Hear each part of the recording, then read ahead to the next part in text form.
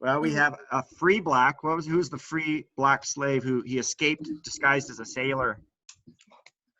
Oh wait, hold up. He became a great at making speeches. First thing to note while you're thinking of that is that the trade is abolished a year after the same year as Britain, 1807. When they, we talked about them compromising and saying, we got to unite our country so we won't make slavery illegal at the beginning. What they wrote into our Constitution, if you read it, it says in 20 years, we can readdress the slave trade. They kind of built in an expiration date. And so on exactly Frederick 20 Douglass. years from the adoption of the Constitution, it became eligible for the Congress to get rid of the slave trade, and they did it immediately. So in 1807, from 1807 on, there were no more actual new slaves being brought from Africa. Same time as Britain. But that did not mean all the slaves in the U.S. were going to be freed. They were kept. Frederick Douglass. There you go. Was a So slave. leading abolitionist, you got Frederick Douglass. Okay, became educated and began to seek abolition. He escaped, disguised as a sailor, to the north. He eventually became a speaker and went to England. People in England were so moved by his story, they paid to have him freed. So they paid for his freedom. So he became a legitimate freed man. And then he spent his life speaking on behalf of abolition. There was also a newspaper publisher. Anybody have him? William Lloyd Garrison. There you go. We'll talk about him. Name of his newspaper was The Liberator.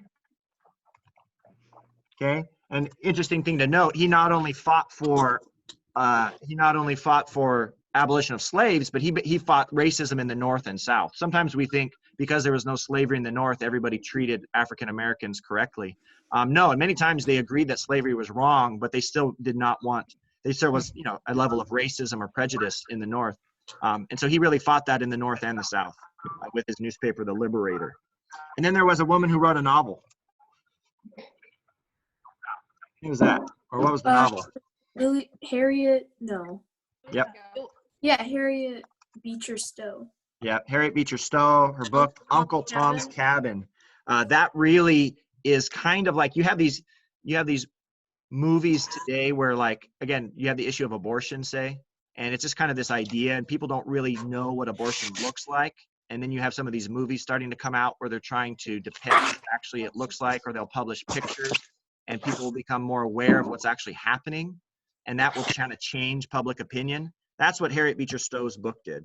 When they read Uncle Tom's Cabin, they got kind of a personal, emotional look at what slavery in the South looked like, because people didn't travel like we travel today. You might be a Northerner and never ever see what slavery looks like, but you could read Harriet Beecher Stowe's book, and it really caught fire and inflamed the anti-slavery movement. Famously, when Abraham Lincoln meets Harriet Beecher Stowe, he goes, "Oh, so you're the little lady who started this war," referring to the Civil War, basically acknowledging that the thrust of fighting against slavery was reinforced by this book, Uncle Tom's Cabin. So that's a really big deal. And how does slavery get abolished in the United States? Civil War. Yeah.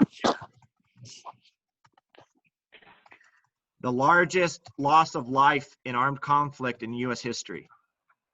The U.S. is going to lose 500,000 men, actually more closer to 600,000 men, North and South combined, fighting for the freedom of slavery, which I think shows two things. It shows how kind of stubborn and hard-hearted the South had become, that they were willing. It took incredible bloodshed. That's more people than we're going to lose in World War II. It's more than we lose in World War I, any other conflict we've had, because of how entrenched in the hearts and minds they've been lying to themselves, brainwashing themselves with what slavery was and what they were actually doing. And it took a horrible war to finally end that.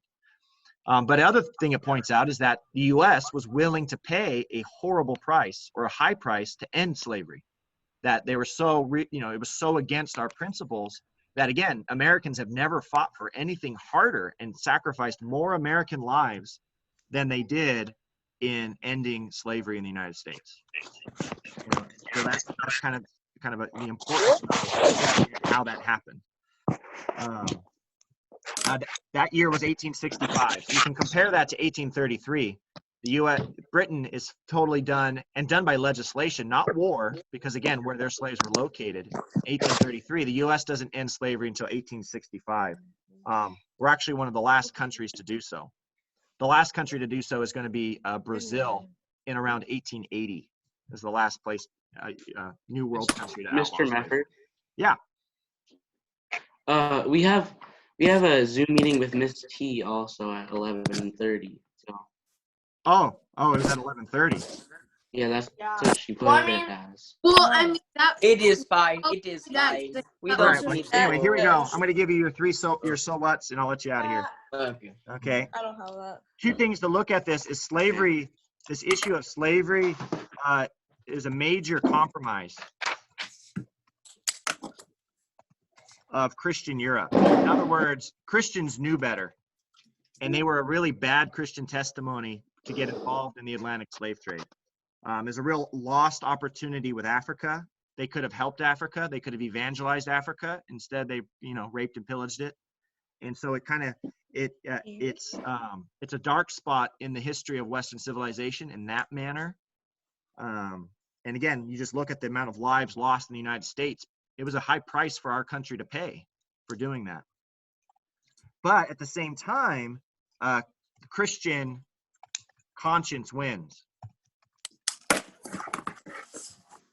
In other words, it's in Christian Europe, the whole world is doing this. The whole world is engaging in slavery of one kind or another, but it's in Christian Europe that slavery is first abolished, starting with England and then other countries and eventually the United States.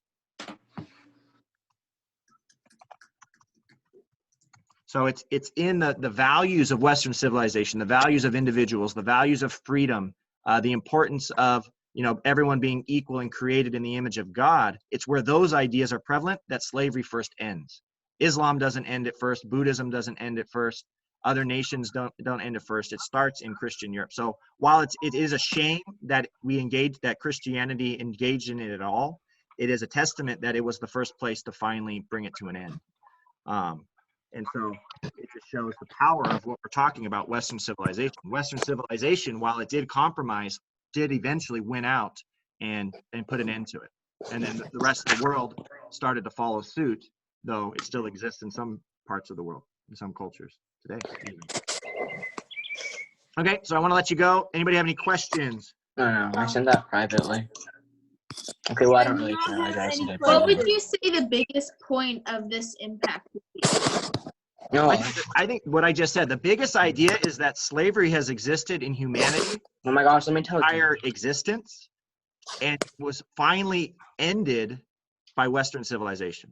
It was finally the ideas and values that we've been talking about all year that said, you know what, we cannot tolerate slavery. Slavery is not something that meshes with what we believe, with what we've learned from the Protestant Revolution, the Enlightenment, reading the Bible, all these things, and it has to end. And to the point of that we're willing to kill 500,000 of our own people to settle the issue.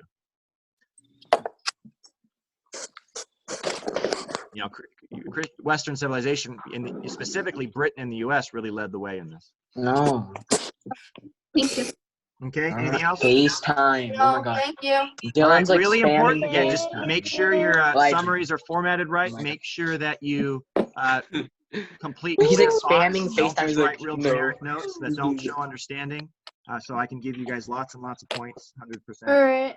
But nice to talk to you guys. Sorry about the overlap. Thank you, Mr. Mefford. Yep, I'm you guys gonna have a head good out. Friday. All right. Thank you. Bye. Bye. Bye. Bye.